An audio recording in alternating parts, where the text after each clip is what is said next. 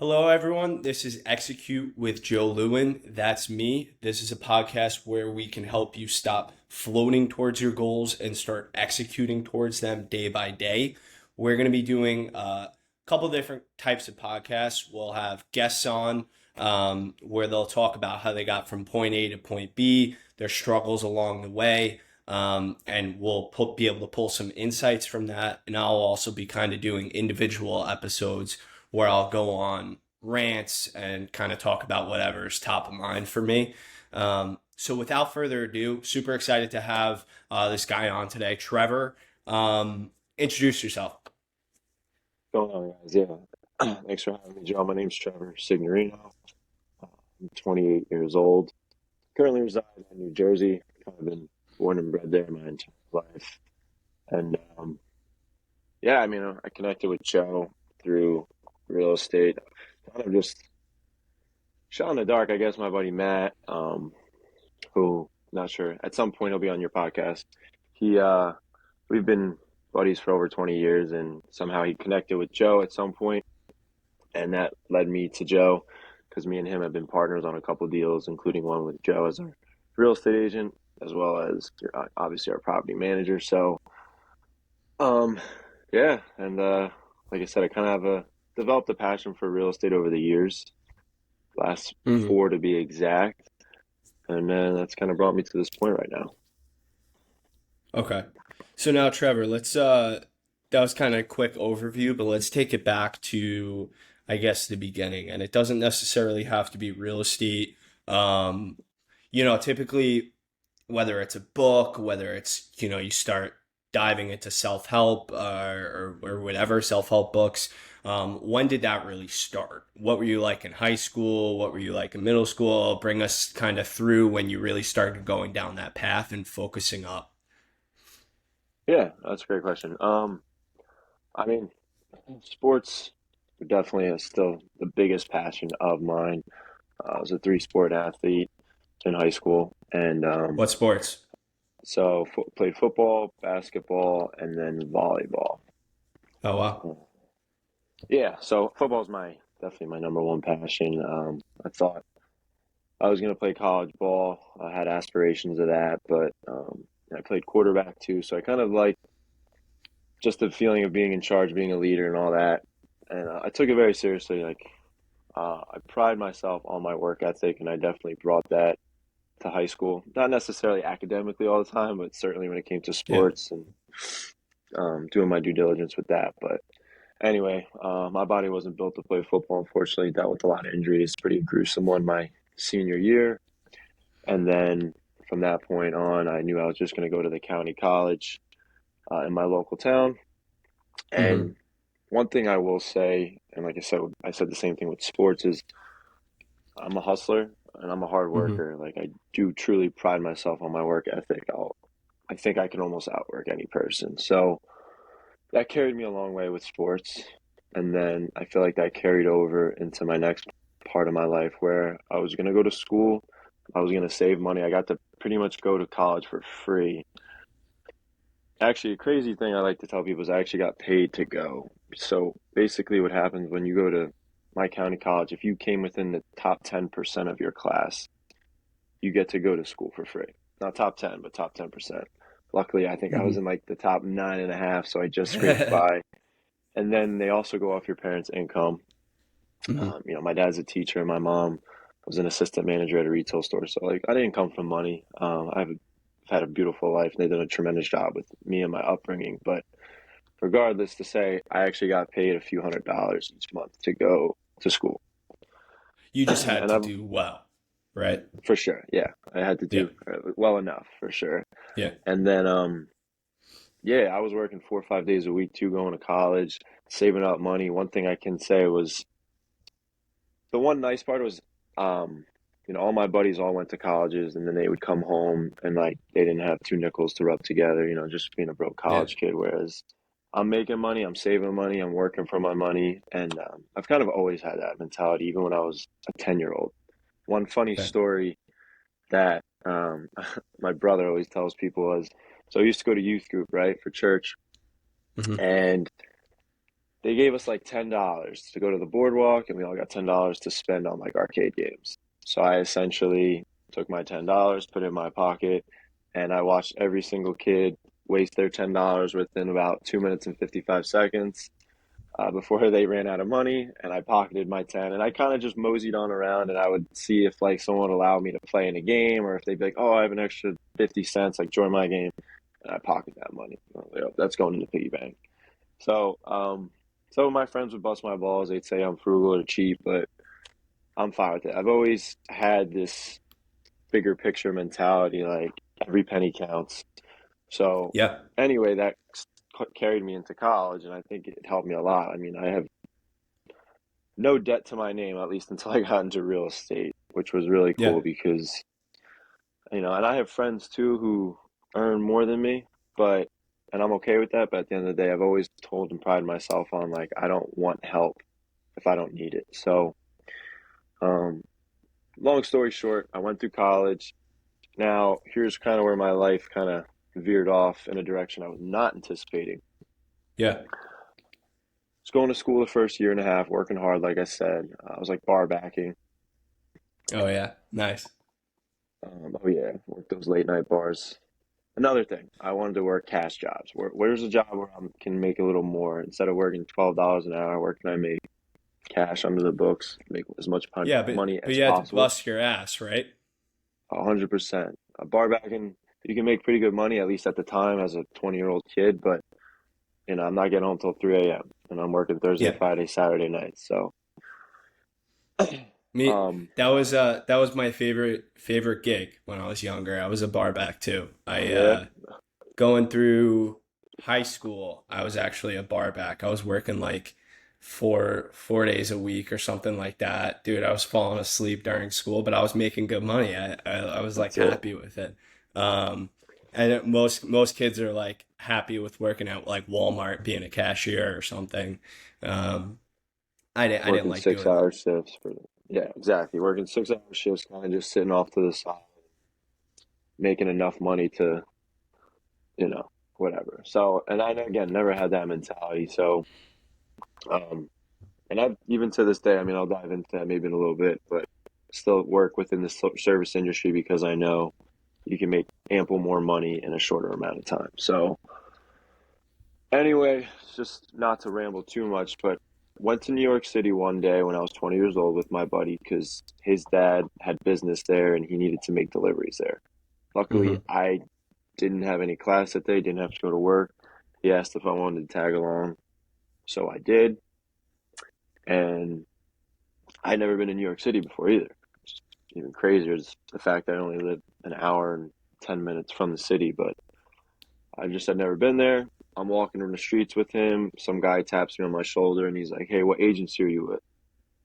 I said, "Excuse me?" He's like, "What modeling agency are you with?" I'm like, "Oh, I don't model." He goes, "Oh, I took my card." So he literally takes his card out, gives it to me. I don't know what to expect. I thought this was like some sort of scam or like a pranks being pulled on me. Anyhow, me and my buddy take him up on it. About an hour later, we go to his agency or his office, and he is an agency, and he seemed really interested in me as a model. It was like a smaller agency, I guess you could say. So again, I still had my skepticism about, is this legit? Is this real?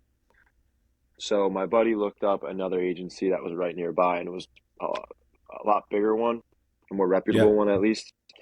So we go there, and they were seemed pretty interested too. As soon as I walked in, they kind of were talking to me, sitting me down, asking me questions. They took some shots. Now at the time, because I decided I couldn't play sports anymore in college, my next biggest sport or passion became weightlifting and working in the gym. Yep. So I was bigger than I was now, a little more muscular, I should say. And then when I walked in there, they're like, "Yeah, you're gonna have to tone it down. If you really want to do well in modeling, if you want to carry on with high fashion, like you're gonna have to slim it down a little bit." So same thing. I'm like, "Oh, no problem. I knew Yeah. modeling. I can make a lot of money, or hopefully I can make good money. I'm only 20 years old. Like, let's do this." So I legit said, "I'll be back in 2 weeks, and you guys let me know if I'm fit for this." Dude, I must have dropped. 15 pounds in 2 weeks. Oh, I didn't starve myself, but I was definitely eating light, and I was just running like 5, 6, 7 miles every day, doing a couple sauna sessions, lowering my water intake, just everything I could to just lean out, and it freaking worked. Like I said, I dropped like 15. I went from like 190 to like 175. oh, When I walked geez. into, they were just like blown away. Like they're like, we didn't think you could pull that off that quick. At least they gave me a Yeah. contract right then and there. I signed 2 years with them, and rest was kind of history with that. I ended up doing. I was a contracted model in New York City and basically all over the world. I had agencies in different countries, Miami, LA, New York City, and then I've been in Milan. I've been hired and contracted in anywhere in Europe, really. Um, So how many years UK, has it been? etc. You were 20 So 20 years old when that happened? yeah, so I was just before my 21st birthday. I signed it, and then I did that like full time for like a good 5, 6 years until COVID kind of creeped into the picture. And then that's when kind of things slowed down a little bit. And then now at 28 years old, I still do it, but it's definitely more of just like a side part time. My agency that I'm repped with now will kind of just, throw me things here and there. And if I can make it work, I absolutely try to. But yeah, I had a very good run with it. I would say the first 4 to 5 years. What made you want to slow down a little bit with the modeling? Um, so just to be an open book with you, the biggest reason was with COVID, especially being in New York City, the vaccination thing. So uh, Okay. I was unvaccinated. I was not in any rush whatsoever to get the vaccination. And in New York, I mean, you couldn't even step foot there without it. And with modeling, you need to be on top of your game. Like, you need to be doing magazine shoots, you need to be doing Yeah. work consistently. Otherwise, photographers and companies will lose sight of you real quick, and the next guy's up. So the problem was obviously they were understanding that no one's shooting for 6, 8 months until things ramped back up. But when they did ramp back up, I still was not vaccinated. So I lost a lot of work in that sense. Yeah. And I was okay with it. That's good. Like I was okay to live with that. And because to be honest with you, I never anticipated being a model. And I did love Yeah. it and I did enjoy it at times, but I also had another passion. My other passion was to be a teacher and a coach. I love working with kids. And now that's exactly what I'm doing as like my full-time job. I'm a Okay. teacher and coach. And I still Nice. get to model. Like last year as a teacher and a coach, I worked probably 6 or 7 shoots during the school year that I was still able to do. So it's pretty cool that I still get to maintain that on the side. Um, Yeah, I mean, I just kind of want to go back a little bit. So, you were 20 years old, and now how old are you now? 28. 28. Okay, so wow. So you've been doing modeling for a while now. Um, Now I gotta say, was that a hard decision for you to not get the vaccination and kind of hold your values, hold it down and kind of refuse to bend on that? Or, Um, it was for sure. I mean, what made it difficult was when my agency, they kind of changed their tune with me the moment, and it happens in this industry. I mean, probably almost any industry, I'm sure, but it happened hard with me where I was like, I told them I'm not ready to get that, or at least I'm not getting it for the time being. And I could see the shift in tone with how they talked to me, with the jobs they presented me, if they even did. And that part hurt, that part sucked. And I feel like yeah, that actually pushed me a little bit away from the industry where it's like, you're not even valuing me as a human or a person. You're valuing me as, uh, an investment, which I get that's part yeah, of it, but there should be this, happy medium where I'm still a human and I wish you would understand me more. And I've yeah, learned that the hard way, even before, vaccination. I mean, let's be honest, we're in cancel culture, right? So like there's been yeah, times where I've worked with photographers who were very unprofessional, who mistreated me or at least tried to. And I would relay that to one of my agents or agencies, and it was kind of just falling on deaf ears. It was just like, okay, well, it happens. Like sometimes you just gotta take the punches or roll with the punches and then live to see another day. And it's just like one thing I need to let you know is like you bounce around a lot. If you're Yeah. any model, even the biggest models, like very rarely are you with the same agent for the span of your career. It's very common for you to jump from an agency to an agency to an agency and agents all the time. And that happened with me, and I kind of had ones that it worked well and ones where I was like, you could care less about me. You're just trying to make as much money as possible off of me. And um, so, anyway, going back with the vaccination, I definitely, by that point, had a thicker skin. I was like, I don't really care what you think at this point of me. And if you want to drop me because I refuse to get something that I'm not totally sure is going to be okay for my long-term health, then that's on you. Yeah. Because, like I Yeah, and said, I it's had a almost great run like with it. yeah, it's Yeah, I was almost just like gonna you're say a I had a healthy great run with 20 it. something. Yeah, exactly. And I had a great run with modeling, and I never anticipated ever being a model. Like I was the least Yeah. photogenic kid ever. So, the fact that I got to do what I did for 5 or 6 years was incredible, and Yeah. I'm happy I did Now you're ready to move on. for sure. And like I said, I still do it. I still have some good connections Uh with agents, and I work any job I can because it's too good to pass up. yeah. Now, let me ask you, why is the agency like what does the agency do? Are they just getting you gigs? Like why are there models who are independent or no, is that not really a thing? I think it's becoming more of a thing now. Where a lot of Okay. models are doing their own type of content or doing their own type of modeling. I think it's still very difficult because it's a very top heavy industry. Like if you're with the top, you just have cream of the crop, pick of the litter with a lot of jobs and Yeah. stuff. So I never ventured on that because I just didn't have enough connections, and I'm a little more. I think I'm more of a reserved type of personality, so I just don't have that mentality to go out and kind of like self promote myself like that. But essentially, yeah, your Hmm. agency, you want to get with one that's reputable, of course. You want to get with one that has good connections because they put you online on their board. And how it works is companies don't just reach out to models usually, they'll reach out to an agency, say, I'm looking for males who are, have an athletic build, who are 6 foot, 6'2", this ethnicity, whatever the case may be, and then they'll spoon feed them basically 5, 10, 15 of like the models they think fit that mold. And then hopefully you're one of those people they want to use. And then that's when the Hmm. negotiation kind of comes into play. Um, Agencies always get 20% of any job you book. So Okay. again, if you did $1,000 job, they're getting 200, you're getting 800. Um, and that's And kind is of there like any the gist of it. fees? Is there any fees that you Ye- have to pay? Yeah, so some agencies you can negotiate with this, but early on in your career, you definitely just have to do what they say. So like you do have an online fee where sometimes you have to pay $100 a month for just your face to be online on their company's board. You'd Hmm. have to pay comp cards. So we used to get these really nice comp cards when you'd go to a casting and you would give them to the casting directors, maybe a few hundred every few months or so.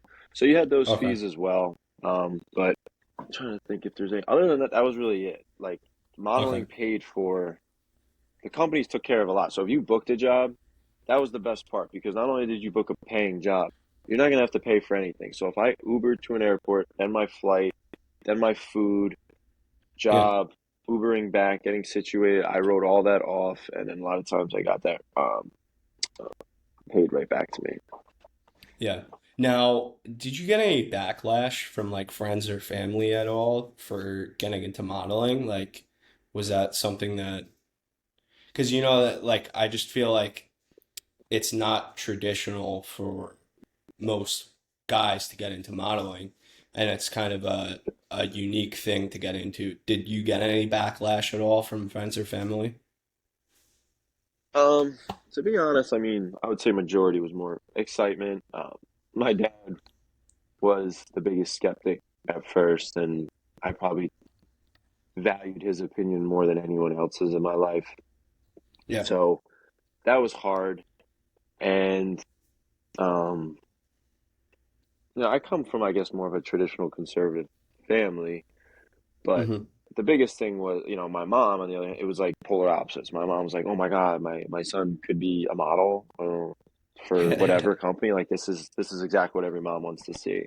So Yeah, yeah. she was, and she's kind of just crazy, but in the best of ways. So and that was like a lot of my family members, just even some of my friends, like, dude, that's so sick. Like, you got to run with that. But my dad was my biggest skeptic, and that was the one that kept weighing on me. Luckily, I had a very unorthodox start to my career. Like, I jumped way ahead, way quicker than a lot of models, and I think God honestly just put me in the right place, right time with the right people. So again, another reason why I'm very fortunate that I had the start and the career I did. But once I first got that first check and I showed my dad, I'm like, Dad, you still think it's a scam? You still think it's not legitimate? He started to change his tune on it, and then he definitely became. He's always been my biggest fan, but definitely became like an actual fan of the industry itself. Yeah, that's awesome. I mean, Yeah. so Trevor, right now you're doing a little bit of modeling, you're teaching, you're coaching, you're investing in real estate. I know you're a fitness freak. Um, Yeah. what other things are you up to? Is there anything I'm missing there? Yeah. So, obviously, fitness, like I said, is still, I could play pickup games of basketball or flag football, but I'll never really play organized sport like that again. So, the gym is basically my sport still. I'm obsessed with it. I love working out. I've definitely kind of changed the ways I worked out a little bit. I could care less if I could put 500 pounds on my back or Yep. deadlift 400 pounds off the ground anymore, but still do a lot of functional weightlifting. I love running outside now. So fitness is still a massive part of my life. I do have like a fitness app that I do. I do still do some personal training on the side. I still have some clients Oh, that I cool. used to train with. So that's another side hustle that I do. And then a whole nother hustle that I do is, I touched on earlier, I still do work in the service industry. And that was Okay. cool too. I got very fortunate to work at one of the best restaurants in New Jersey. And being a teacher, um, definitely you want to supplement your income. Unfortunately, teachers are just not compensated, I feel like, the way they should, which is fine. I never got into teaching to be a millionaire, but you have summers off and you have a lot of time freedom after school. So I knew what's one way, another way I can hustle, make good money, and raise, most importantly, raise capital funds so I can buy more investments and properties. So I Yeah, actually serve 5 days a week right now, if I can. that's incredible. And then Yeah. during the school year, are you still going to serve as much, or are you going to cut back your hours? Yeah. So I did 5 for the last 2 months of school. So I was legit going to school, 7 a.m. to 2 p.m. I would literally change at school into my serving outfit because we had to be there at 3 o'clock for our meeting, go over specials, prepare for the night, and then I would do that. And it just was like I was a zombie, to be honest with you. Like Yeah. I could barely function. So once school starts after Labor Day, September 4th or 5th, whatever that is, I'm gonna probably do 2 or 3 days a week. Try and space it Okay. out a little bit. Maybe do like Tuesdays and like Friday or Saturday. Definitely, like I said, it's really good money. You know, uh, it's gonna help me in a lot of ways, especially with real estate, which is the big picture for me. So, definitely gonna still grind it out though. So you're in a season, I always think of my personal life as like I'm going through different seasons, right? Like there are Yeah, seasons where I want to sit back, enjoy life. I really don't want to work too hard, but you're in a season right now where you're really grinding, right? You are freaking working as hard as you can to stack as much as possible right now, huh? for sure. I mean, And is the goal to buy more real estate, or what is that money going towards? Is it just building a portfolio of stocks? Is it just kind of just amassing, I guess, a nest egg? Or I would say honestly a little bit of all that. I mean, yeah. I it's funny. I always have like this fear in my head, and I have to learn to let it go a little bit. But I always have this fear like it's not enough. It's not enough. It's not enough. And Yeah. there's good to that, and I feel like there's bad to that. You can't just let it be the only thing that you work for in life, because then you'll never get to utilize it or enjoy the fruits of your labor.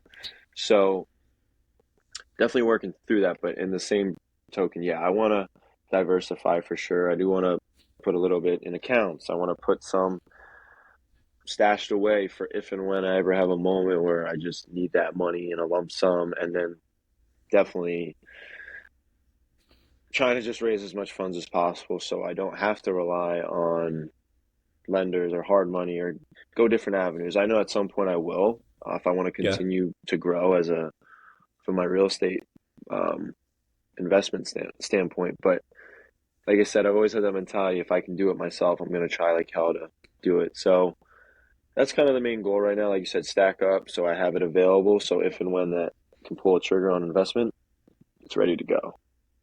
Yeah. Yeah. Makes sense. Um, okay.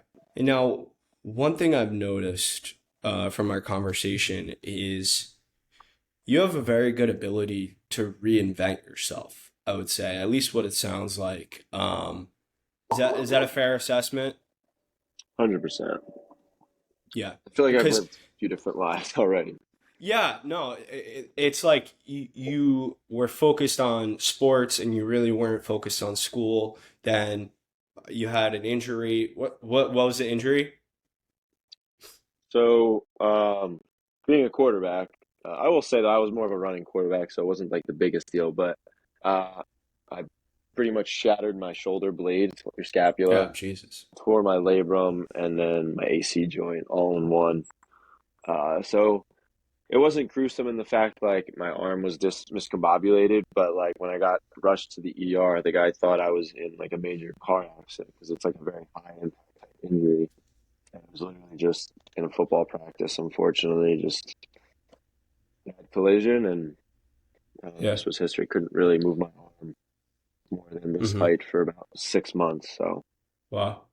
And now, yeah, so after that, you recognize, hey, I'm not going to be able to play college ball. I'm not going to be able to take this as serious as I would like to. hmm So you have to change the game plan a little bit, focus on schooling for a little bit, get your college paid for by doing well. And, you get into modeling, you get into investing in real estate. It's just like, and then you become a teacher. Like, that's kind of incredible. You're kind of jumping across the map a little bit. Um, yeah, where do you think that comes from? And if someone can't do that, is there a way, is there anything you would say to them? Because I think that is a very important skill, but it's hard to teach that, I would say. yeah. I mean, I think it just comes from. I mean, first things first, I'll say like when I had the injury, and then I knew, you know, I have to hang up the cleats, or sports aren't going to be the next phase of my life anymore. I knew I Yeah. wanted to coach actually, so that's what led me to teaching. In order for you to be a coach, your best bet is probably to be a teacher. But then what also clicked to my mind was, like I said, I had an amazing upbringing. My dad did a tremendous job raising us, being off just basically a teacher salary. My mom is the hardest worker I've ever seen. If there's anyone that could give me a run for my money with work ethic, it's her, and that's where I pretty much learned it from. Yeah. Um, but again, I wasn't come from money, and I don't need money to be fulfilled in my life, but I've always wanted to have the comfort of having more than enough so I get to do things, so I have freedom to do stuff with family, with friends. Give back is a big thing for me as well. Um, so when I got into the teaching part, I started seeing the big picture. I'm like, that's not going to be enough. Like, I need Hmm. to find ways to supplement. Luckily, modeling came into the picture and I wasn't anticipating it.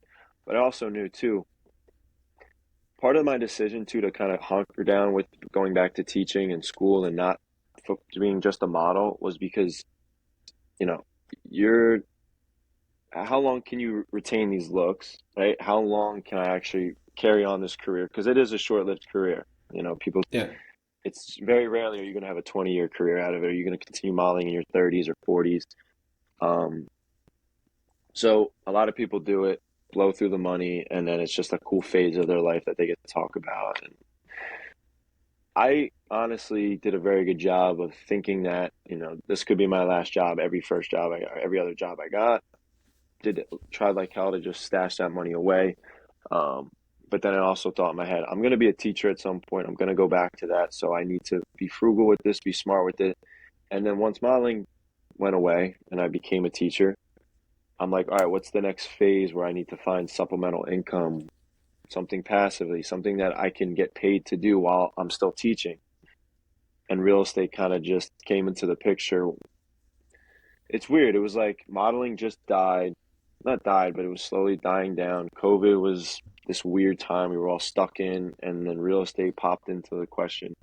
I wish it was about a year earlier because I missed a lot of big price jumps, but I'm Yeah. still grateful that I got in while I did because I still, you know, made some money just off equity getting in during the COVID time frame. So that's kind of where real estate has become my next passion. In a perfect world, I don't I don't have to teach anymore. I Hmm. teach because I get to, and real estate can basically be the income that I make, the stream of income that I make that pays all my bills, that takes care of all my worries. And anything I make with teaching is just the cherry on top.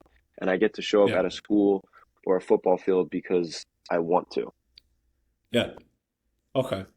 And I mean, you're also kind of doing the fitness stuff. I mean, can you talk a little bit about that? You're doing personal training for people. Yeah. So that was actually a time too, you made a good point saying you kind of had to reinvent yourself. Um, I had obviously fitness was a major passion of mine, but I never really got my personal training certification or anything like that.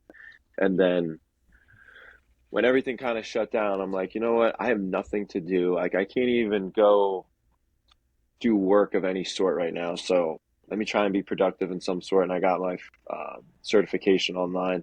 Spent like a month just going through all the books and the tests and the certs, and I got that. And then my one agent, who's kind of like an agent, best friend, and a manager all in one, still reps me to this day. He had the thought of like, people are starting to do online training. It's really all anyone can do. You just got your certification. Why don't you make a website and see if people want you to train them?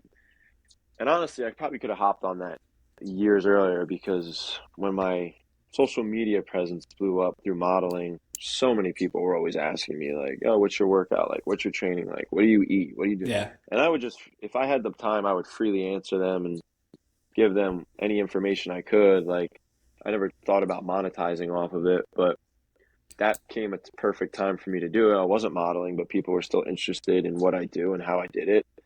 So, developed some programs, started doing online training, and it was fun. I enjoyed it. I mean, I definitely like the aspect more of being one on one in person. Yeah. And I've always kind of been wired like that. Even in school, when I had to do online classes with modeling, I struggled because it's just hard for me to retain that focus. Like, I'm just a learner that has to be physically there in the presence of it. So I did it for a while, and then now I don't do it nearly as much. If I have the ability to train someone one on one and it works within my time frame, I gladly will. And Mhm. again, that's just one other side income hustle passion that I can do if it works within my schedule. Yeah, I mean, so that was like a natural progression from modeling. I mean, you're taking these pictures, you're posting them on Instagram, you're getting tons of followers. Like I think you have over 100,000 followers on Instagram at least, and Yeah. you got people who are like, "Oh, this kid's shredded. Like, what does this kid do?" And you're just like, "Screw it, I'm gonna monetize on it a little bit." And you created hmm the fitness side of the business. Yeah, and that's the cool part is too. I got connected with a company that creates apps or created an app for trainers. So Uh-huh. again, going back to a passion, how can I make a passion an income? Um, the app, you just consistently try and post stuff, add new workouts, new programs. People can decide to subscribe to it, and if they do, it goes into like a monthly subscription that I get paid for. So again, it's so grateful that I have some of those opportunities where I can actually get paid to do something I love. And Hmm. like I said, since I was 10 years old, every penny counts. Wherever that little income can come from, I definitely do my best to just enhance. Yeah, I like that. The frugal mindset I think is really important, especially like when you're in that stack phase. I mean, especially as your income goes up, a lot of people have lifestyle creep, so they start spending more money. I mean, is that something you've struggled with at all, or not so much? As you're starting to make more money, you have to resist the Yeah, urge to keep spending. I'll be honest. I feel like I've always kind of had the mentality of like I don't need that. I don't need to overspend on it. I don't need those pair of shoes. I never had that thing where I was like, I want to buy a $300 pair of shoes, or I want to buy a $250 jacket, or even more. Um, Mhm. there was a slight time where I was like modeling and like the checks were pretty big and it was going well, where I was like, oh, maybe I should try and look a little more stylish, or maybe I should try and fit the mold of a model. Yeah, But that was short lived, and it just wasn't me. I'll tell you a funny story. The only time I ever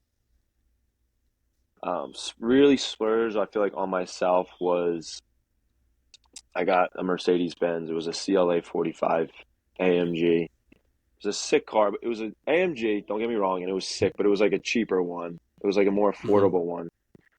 And when I was 17 years old, that car had just came out. I was going into my senior year, and I remember talking to my buddies. I'm like, I don't know when, I don't know how, but I'm gonna get that car.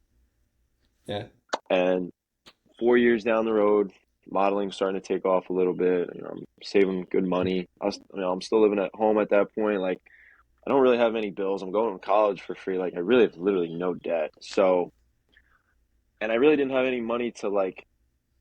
I wasn't into real estate, so it's not like I'm using those funds either. So I was just like, you know what? Let me see if any of that car is available.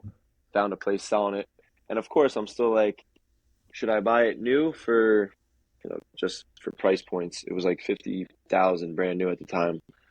Or should I buy one that's 1 year old with 10,000 miles on it that was a pampered lease for mhm. 40,000? So of course I take the $40,000 route, which again just kind of goes back to what I try and talk about. Um, and I remember walking in there, and of course, when you're a 20-year-old kid or 21-year-old kid walking in like uh, a dealership like that, like those guys don't give you the time of day. Like they're kind of just like, "Can I help you?" Meaning, can I help you like see your way out the door? Because like you're wasting my Yeah, time coming in here. And me and my buddies were kind of assholes, not assholes, but we used to do that thing like we were 17 years old. We'd go into a Porsche dealership, like, oh, can we test drive this just to see if we like it? yeah, And they. So it's funny that the script was turned a little bit this time where I walked in there and I'm like, oh, I'm a serious buyer. I see the car I want to test drive it. And the guy who gave me hesitation, he's like, all right, I got to go with you though. And your buddy has to stay behind. I'm like, not really sure why, but okay. So we do the whole test drive. I already know the price too, and I'm already breaking it down, like, because I know he's gonna try and stiff me with certain things. I was like, because yeah. I called up beforehand. I'm like, what are the fees? What is this? Is this the exact price? So I was ready to go, and he's like, all right, well, how much you gonna put down? I'm assuming this is gonna be 72 months. I'm like, no, I'm buying it right now, and straight up just bought it. I wrote the check that they had a certified bank check, wrote it, and he was like, I thought he felt like it was a scam. Like he literally thought it was a fake Yeah. check. He went back to his manager. I didn't see them for like an hour. And then finally they come back out and they're like, all right, all is good. And then, but anyway, long story short, I got that car and it was, for those years, dude, it was just amazing. Like that was just like a moment for me. I was like, I felt like I worked, I got lucky, but I worked my ass off for this the years prior to that. And I feel like it just gave me that feeling of like, oh, I deserve this. Yeah. But then, dude, honestly, 2 years down the line, I'm like, it's a sick car. I love it, but I don't need it. Why am I driving this car? Why am I trying to be something or someone I'm not? Sold it off. Got a pickup truck. I'm a truck guy. I love having my Ram right now is my best friend besides my two pups. And yeah, I got back into a pickup truck, put some money back in my pocket, and utilized that actually to help get my first property. Okay. Yeah, that's pretty awesome. That they thought it was a scam. I'm sure that felt good writing that check and Especially, yeah. Like you would think the car part, like actually sitting in the car and then saying like, "Oh, this is mine," like free and clear. Like that part was sick, but I think the best part was literally like handing him the check and be like, "No, like I saw how you treated me in the beginning, and this is for every other car dealership guy that like gave me crap over the years when I walked into their higher class dealership." So it definitely felt good. Yeah, it's cool though that you and your buddies used to do that. I used to always want to do that. I always got like nervous. I think that's Yeah, important though, being able to like kind of understand what you want and kind of be able to touch it, feel it, and yeah, get really, that taste of it. yeah, exactly. I think that that's kind of nice. Would you ever go Important for back the sure. Mercedes way or what? You know what's funny too? I probably not, only because I learned very quickly like your oil change is $600 compared to $75. Like that was the Yeah, biggest shocker. So, because I didn't take on any like I didn't like I don't trust dealerships a lot of times, so I didn't get any packages for like free maintenance, free that, warranty that. So I learned very quickly spending $700 to $800 for a maintenance checkup was just like not something I loved. But yeah, we'll see. I think I'm just more of a truck guy by nature because I had a truck before yeah, that, got the Mercedes, and I'm back in a truck. So yeah. So to the people listening, don't splurge on nice cars. It's not worth it. It's not yeah, worth it. and oh, for sure, worst investment ever too. I mean, cars are an evil necessity. Yeah. All right. So moving on, I mean, when did you get your first property? Where was it? How many properties do you have now? Four. Okay. So Well, my very first property is in Hilton Head, South Carolina. It's a two-bedroom, two-bathroom condo, about a quarter mile from the beach. And I first purchased that property this September will be 3 years. okay. So next month. So about 3 years. And what do you do with that? Is that an Airbnb? Yeah, so it's mainly a short-term rental. And that's what kind of I think ignited the fire, or like showed me with real estate, like this is real and this can be like something I want to do for the rest of my life. And I kind of had a vision with that, which I'm pretty proud of myself for because I'm usually someone who plays it safer. Like I don't take too many risks. Very analytical like that, I guess. So anyway, I used to go there vacation with my family every summer. We fell in love with the place years ago, and 3 years ago to this day almost, I was there and I was like, you know what? I have some money. Like maybe I could get a property here. My one buddy had just started doing Airbnb in Killington, Yeah. and he was killing it with this condo, little thing right by the mountain. So I thought, why don't I see if there's any property available? And my dad was on board with it too, which really helped because, like I said, I really value his opinion. So Yeah. while we were on vacation, we looked around a little bit, like let's see what's something that's close to the beach but affordable. And there was only one real place, and the only reason why it was actually a little affordable was because it was mainly a complex for the island workers. So Oh, it wasn't the nicest complex. I mean, it was a beautiful, clean place, but not compared to the rest of it. But they were just very simplified apartments or condos, and a lot of them are beaten down because these people can't afford to spend more than $1,200 for rent, and but they need a place to stay to work on the island, right? So I looked into the bylaws, and I was like able to do short-term rental if I wanted to. I found a real estate agent who's one of my closest friends too, which I'm so fortunate for because he plays a big role in that. And I thought, why don't I try and fix one up real nice, see if I can get people to want to hop on board with Airbnb with it? Because Hilton Head is one of the most on the East Coast. I would say it's one of the most visited beach towns, at least on the East Coast of America. So yeah. I spent another quick hustle story. I had my pickup truck. I had a 20-foot trailer. Me and my buddy. I bought this crappy looking unit that was a quarter mile from the beach in a prime location. And I mean, I loaded up this trailer. You couldn't put another piece of paper in it. couldn't fit a single thing in my truck. And me and my buddy, who had more experience with remodeling stuff, was willing to Yeah. come down with me. And we fixed and flipped that thing in 30 days. Mind you, I thought I was going to do it in 5. Yeah. So that trip became almost 10 times longer than I thought, and 10 times more headaches and Yeah. 3 times more money than I anticipated, but it still worked out to be a wonderful investment. So you bought it for how much? Bought it for 150, and the kicker with Okay. that was it was like when COVID prices jumped. So if I was 6 to 10 months before that, I probably could have gotten it for 80 to 100. But Yeah. the day I bought it was the highest paid purchase in that complex, which I was actually very skeptical of too. I was like, as soon as I signed a contract, I'm like, what did I just do? I just bought it felt like at that time the worst time to buy. I bought a terrible looking condo at the highest price possible that anyone sold for in this complex. Like, this is exactly how you're supposed to not, like, I think of the stock market. Don't buy when it's at an all time high and you feel like it's going to keep, like, it's not the time to buy. But I did. And Yeah. Well, fortunately, you trusted your gut. for sure. But the vision Now, was you there. bought it. You bought it for 150. Was that, did you have to get a mortgage for that? Did you just go in cash? How'd you fund that?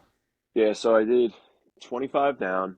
Um, which looking back to, I kind of wish I went a little lower, maybe 15 or 20, only because, I put another 20 right off the gate into Reno.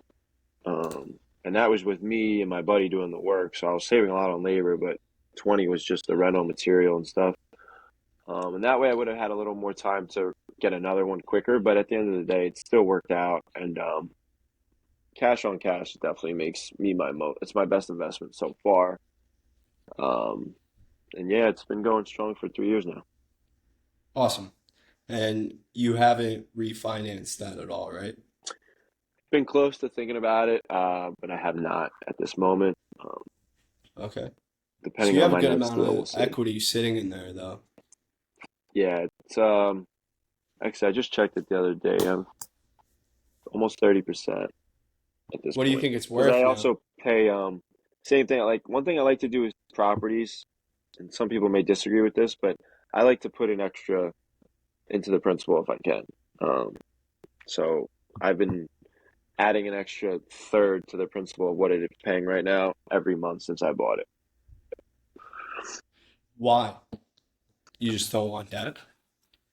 Um, yeah, I always just think about like if I have it, why not? If it comes to a point in a couple of years where, maybe I'm married, I have kids, and I need more money for myself and whatnot, I'll tone back on it. But while I'm still, you know, just me and myself, and I'm just trying to stack up money, and I can afford a few hundred extra bucks to, not to mention, I see the big picture, right? If I could save 35, 50, $70,000 of interest and cut it down from 30 to 22 years or something like that by paying money that it's really not batting an eye at, why not?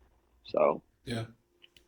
Fair enough. I mean, there's a lot of differing opinions there. Personally, I like to keep the debt, mhm. um, just because, like, what's your interest rate? At that, it's 3-2. Yeah, so like you have a 3.2 interest rate. That's great debt. You see, like I see it as like I know I can make more than 3% on my money, so why Yeah. would I throw it into that mortgage? I would want to keep that debt because realistically, it's going to take a while for you to be able to uh, get a lower interest rate than that. Yeah, and that it's actually something I thought about a few months ago because I have another Airbnb property and I'm like my rate there is 6.8. So Yeah. maybe if anything, just if I'm gonna do that the way I want to do it, then maybe take whatever income I was at that other property and put it at the 6.8 because that would just go a lot. It would save me a lot more money in the long term. Yeah. Okay. And now, so you bought that first one, it's been going well. How do you, I guess you're a long distance from the property. I mean, Yeah. how did you get it to the point where it's running by itself? I think the biggest thing was, which definitely helped, was me and my buddy did all the work, literally Yeah. from almost gutting it to getting it to where it was. So I became very familiar with the unit because you sometimes buy properties where you maybe walk through it once. I know people buy those properties and they never walk in again. It's kind of hard Hmm. to help navigate people how to fix something or where to get to something. But because I spent 30 days, 12-hour days, I felt like almost every day in and out of that unit, I know it very well. And two, I know how it was built because me and my buddy essentially built the place. And three, as much as I knew I wanted to get in and out and get this thing rolling, I also knew like don't cut corners, especially if it's going to be a rental for people who are vacationing. Like you can't put cheap stuff. Like you obviously want to save money, but you have to put something high enough quality that it's going to last and it's going to make an impression. So I don't think I cut corners whatsoever with that either. And I think those things have definitely helped keep it in good standing order. My Yeah. cleaning lady is unbelievable. Like she has Cool. never missed a cleaning. She gets exceptional reviews and she goes above and beyond. Like she'll tell me if something's missing that she doesn't even responsible for. And I also have, I guess, a property manager type handyman guy who lives in the complex and does a tremendous job checking in on it or fixing something when I need those moments. But Great. so yeah, it's turnkey for the most part. That's awesome. So you have a solid team down there that takes care of Yes. it when you're not there. That's awesome. Yeah, which of course is vital. Now, let me ask you, do you have like a lock, like an electronic lock? Does that like how does how do you give people access? Yeah, so that seems like to be the most logical way, or at least the best way from what I've seen with Airbnbs is do the whole lock smart code thing. I have like 25 codes too that they preset for you that you have, and I can assign. I don't do it every time. I used to think I have to do it every single time, or people are just going to come back and camp out in my thing or never leave. But it's never really Yeah. happened. Knock on wood. But essentially, every few times renters stay in it, I just change it to a new code, and Hmm. that's the best way to do that, So from you what could I've seen. change the codes. You could change the codes remotely. Yeah, I could do it every time, Oh, that's kind of anytime I cool. want. Do you know It's what brand definitely that is? what was that? I think it was actually by Quickset. Okay, so it's QuickSet. Cool. Yeah. Yeah, I'm gonna have to do something like that. My properties. Um, okay, cool. Going So short term after anytime this, soon, Joe? I don't Not know. I yet. don't know. Well, it's just good to have that for like contractors and shit. Absolutely. Whoever needs to go if they're showing apartments. One thing I would like to use it for, I think, is maybe even showing apart. Like if someone wants to see a vacant apartment, they can use the one-time code and get into the apartment from there, Yeah, you know. for sure. Uh, all right. So after that first one, what's next for you? What would you hop into next? So you got your Um, proof of concept, you did it well, it's making mhm. money, and then you went to your next one. Yeah, so my next one was actually with you and Matt. Okay, Me and Matt cool. partnered up and obviously got the duplex. And then from there, I actually was kind of locked in on Airbnb, and my friends were too. But then when we did it, the duplex, kind of like a student rental long term, I actually liked it. I liked the idea of um, maybe not making as much or as quick, but knowing that I have long term um, property that year on year out is going to make me money and it's going to pay for itself for the most part. I mean, you'll experience setbacks here and there, but I also saw the big picture too, where it's like I got very lucky with my first Airbnb. Like, Yeah. and then of course it became very popular and tons of people did it. Now it became a little oversaturated. Lenders and banks have gotten a lot more stricter on what they allow and how much you have to put down. So those things obviously came into factor. And then three, like because property values soared through the roof, good luck trying to find any type of property near a mountain, near a beach, near a touristy area that didn't go up double or triple of its value within a couple of years. Whereas those long-term rentals, yeah, they went up, but I don't feel like as much of a drastic takeoff, and they're more realistic for me. So um, I kind of still want to have a happy medium. To be honest with you, if in a perfect world, 10 years from today, I'd love to say maybe I have 75% long-term holds as far as rental properties, and then 25% like short-term. Yeah. Because one thing I value with my Airbnb is part of the reason I got it is because I love Hilton Head. Like I want the Yeah. ability once or twice, 3 times a year to go down for a week or a weekend and enjoy myself there. There's nothing wrong with getting a beautiful property in Nashville, Tennessee, but if you hate country music and you want nothing to do with the South and you don't like why not find something that can be just as attractive as an investment, but a place that you could also enjoy the fruits of your labor at as well. Yeah. So I've tried to do that with the 2 Airbnbs I have, and I'll hope to do that moving forward. But I think people are realizing it's a wake up call with the short term rental that it's getting a little saturated, it's getting more competitive, and you need to be diversified. So having long term holds too, I feel like does that for me. Yeah, I mean, so just to the people listening, so Trevor and Matt reached out to me. They wanted to get a student rental. What year was that? 22, 21? Um, well, we closed on about a year ago. So yeah, Yeah, so 2022, August of 2022. 2022. But we probably Okay. reached out to you more like May until we Okay. actually, closed. Yeah, so I mean, they were looking for something that's basically turnkey. I'm up in Binghamton, New York, so I'm how far away from you guys? Three Three and a hours? half, Okay. probably three from So that. three, Yeah. yeah, so 3.5 hours from you guys. I'm in a college town.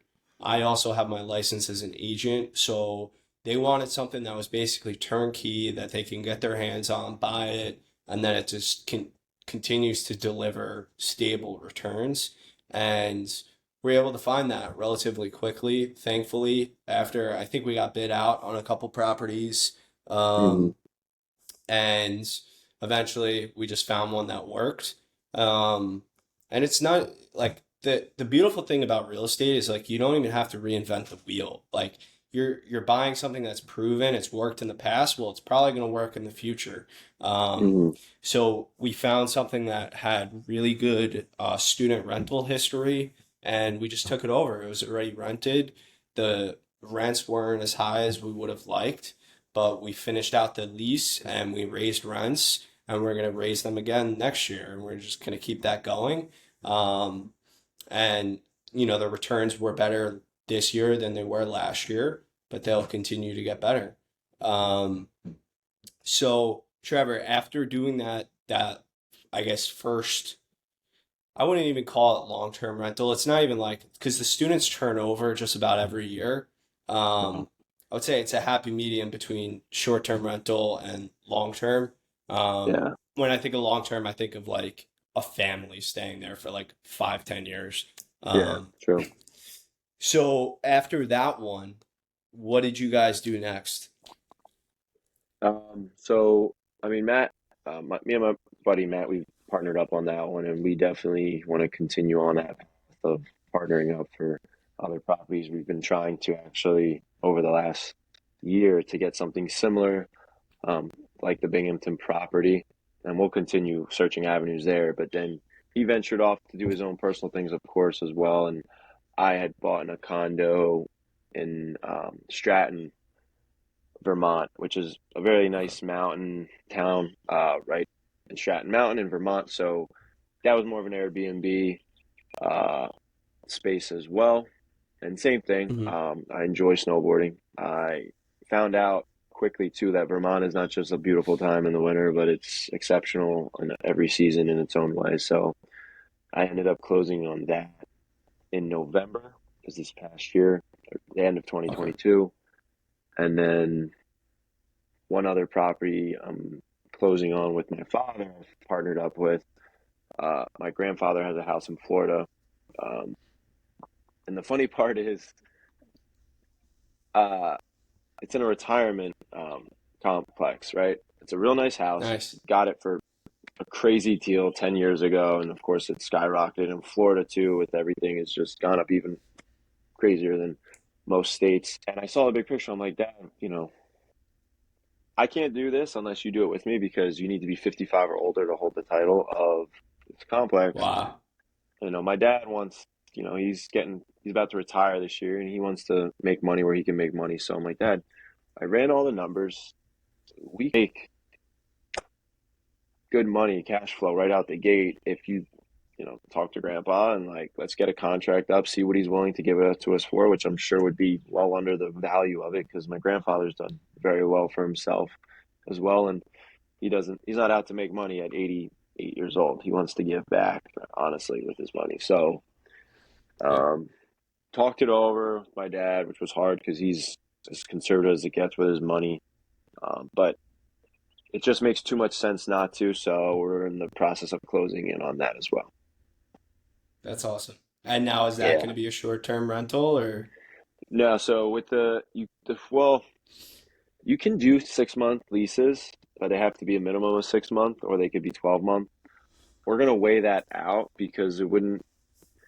You can get snowbirds in for 6 months, and it would still probably cover at least costs for the year, which is sick. And then my parents could have a Florida home that they could go to for a couple months during the year if they wanted to at times. So we're kind of weighing that out. I would, in a perfect world, like for them not to go there at all, and let's just get 12 month leases in there and actually cash flow some money. But um, we'll we'll decide that soon. But it's definitely going to be more of a long. Well, what would you call it if it's not short or long? I guess midterm rental. Yeah, yeah.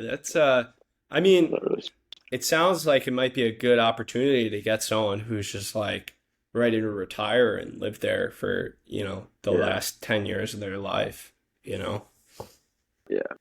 It's a good area. It's like 10 minutes outside Orlando, but it's a really popular place for people who retire to go there. But a lot of times, what you'll get with rentals there is people will come there for a year just to kind of get an idea of the land, of the area, and see if they like it, and then they'll buy their own property from that point. But it's the Okay. guy was telling me, he's like, I could get a rental in there within a day. Like that's how popular these people want to try and just rent the place out and get a feel for the area. Yeah. Okay. And now, what are you buying that for? Um, so it would be bought at, we agreed to we agreed to 240. I would say Okay. the actual value though of the property is 3 to 325. So Awesome. that's where the Okay. biggest.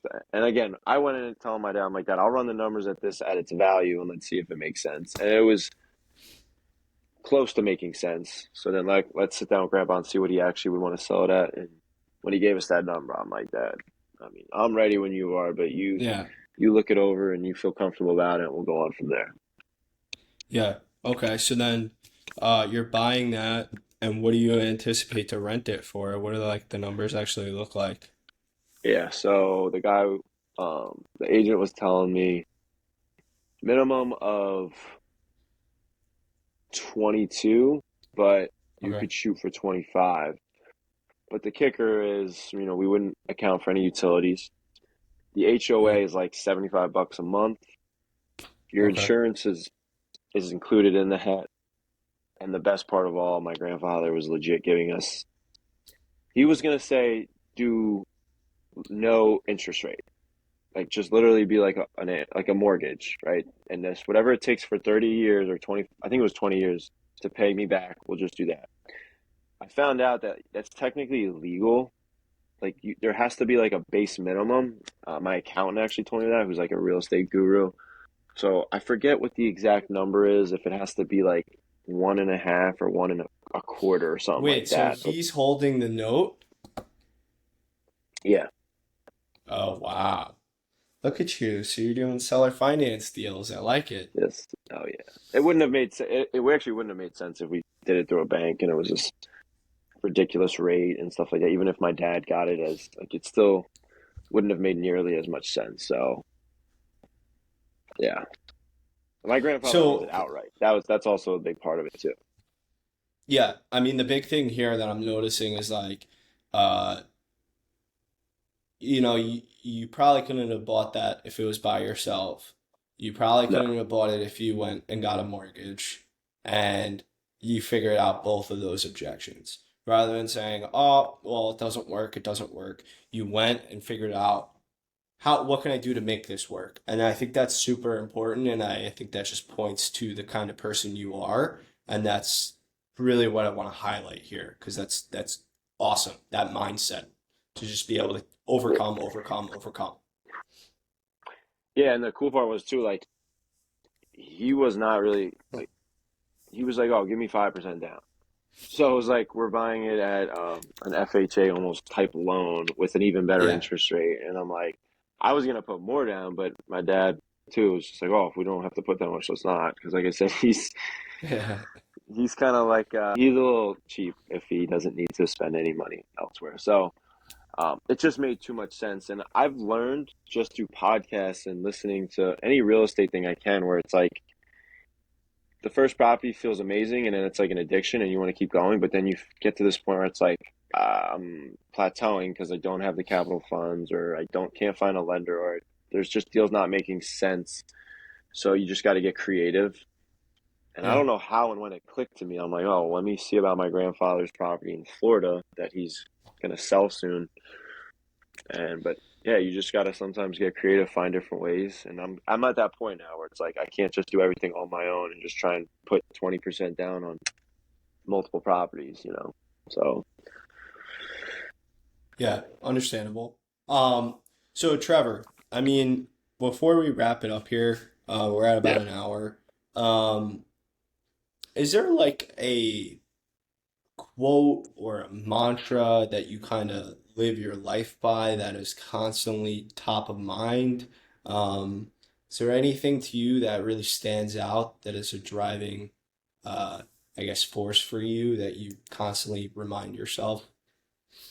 Yeah. So um kind of stemming back to my whole sports background, being obsessed with sports since I was 4 years old. I mean, I kind of is in my family. My grandfather was a Hall of Fame football coach for 30 years. He's in the New Jersey Hall of Fame for just football alone. My father, tremendous Yeah. coach who's brought in schools that were terrible, you know, from the depths of hell to like actual good football programs. So, with that being said, I grew up with having multiple, you know, these high caliber coaches as my coaches, and they were always tougher on me because I know they had to be.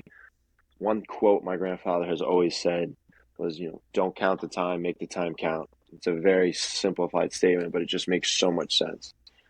You know, we all have 24 hours in a day. I've heard that a million times, but how you utilize those 24 hours is how far you can go. So I always just try and say that in my head. Even if I'm like the other night, I'm in the weeds, we call it at the restaurant, where you have six tables, four of them sat within 5 minutes, and like you're just like you're overwhelmed, you're freaking out, and you're just like, don't Yeah. count the, don't, you just say it over my head, like slow your breathing down, don't count the time, make the time count. You'll get through this.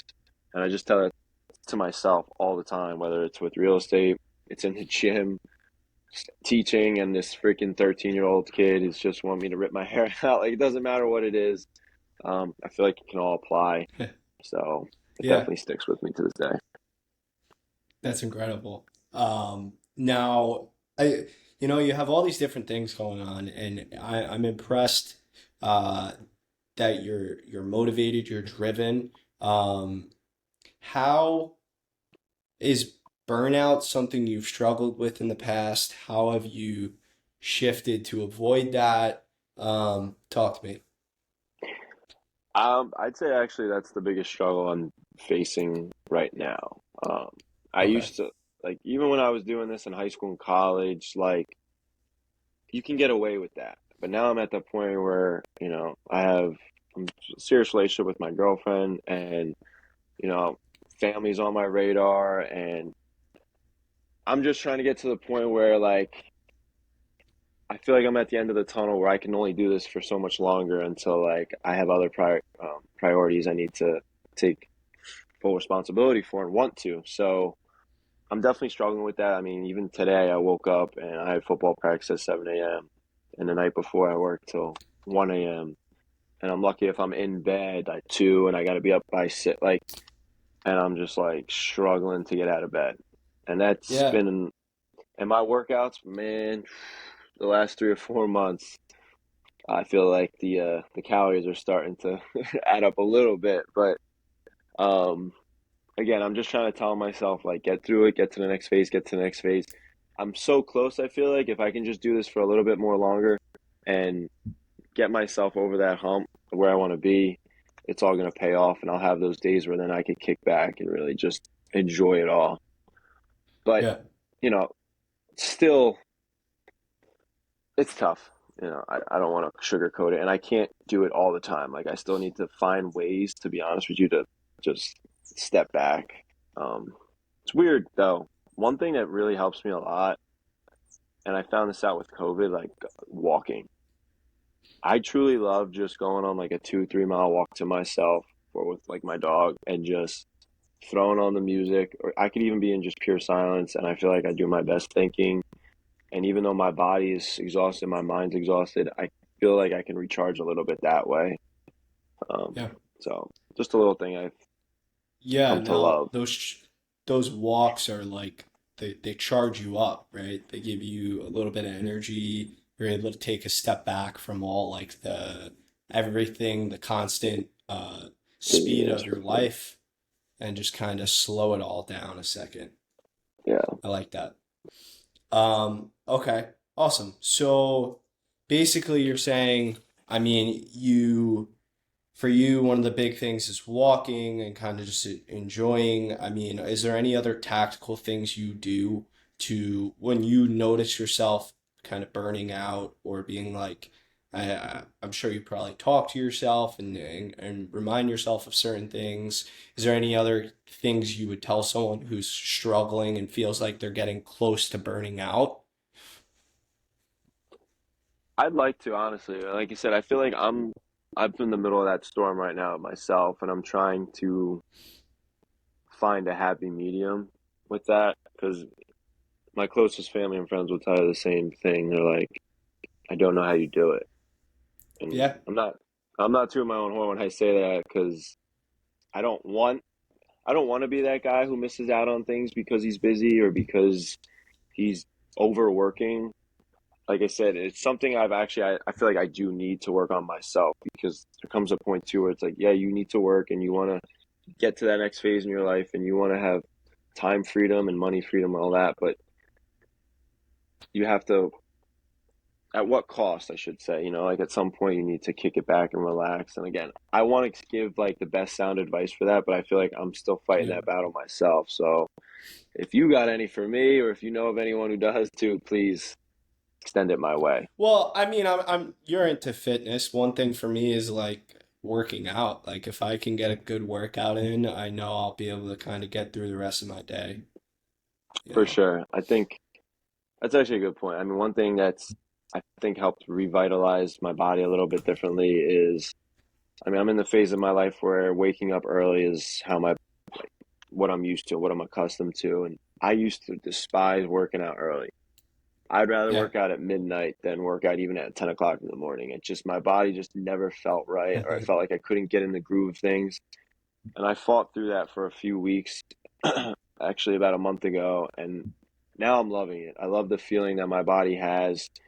Even the last week, I was able to get up at 5 to work out before football practice, and I felt that much better coaching and just being on the football field. So that's one good way to put it. But the part is where it's like when I'm working late, so I know I need to also give my body that rest and that energy to kind of recoup itself. Yeah, but I mean, all right. So the discipline of doing that, right? Hmm. So for me, it's like if I'm in a routine, someone told me this quote, they're like, it's easier to keep 100%, it's easier to keep 100% of your habits at all times rather than 98%, Hmm. So for me, it's like, even if I slip up a little bit, or I'm like, oh, I'm just gonna like go to the gym late today, or I'm gonna like not really work out as hard, or I'm not gonna, clean this up, or whatever it is.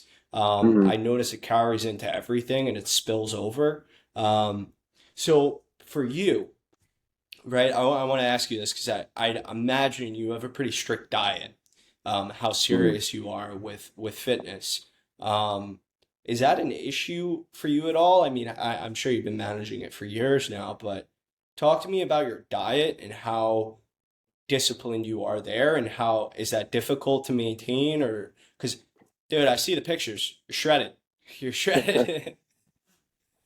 Yeah, I mean, and I tell people this all the time, like I'm fully transparent because my friends bust my balls and they know it irks me when they say like, "Oh, dude, you're all genetics," and I'll be like, "You're Ah, right. I have great genetics. I do. Like I can't lie. Like I've definitely from a young age. I didn't take fitness serious till I was 18 years old, and I was still pretty ripped up, before that. So, but I think if you have really great genetics and you pair that up with really great discipline, that's when you get to continue on that path that you're on and get better. So I tell them the same thing. My diet doesn't reflect yours. My work ethic doesn't reflect yours. Like I know I'll outwork you, I'll out eat you or eat better than you, etc. So, but lately, that's definitely been part of the burnout process. Like I feel like I've taken a little bit of a step back, but only because I need to. Like I need to.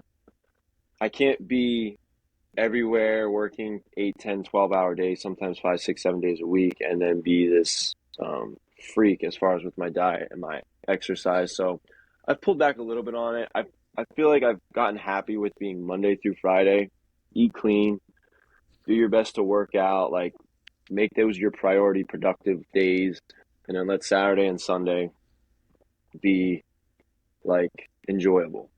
And not to say I don't good. enjoy a Monday through Friday, but you know what I mean? Like you can tone back the discipline. You have to find that happy medium of like, I can still enjoy my life. I can still go out and eat like a fat man on a Saturday because I get to or because I want to. And I work so hard Monday through Friday so that I can enjoy it more.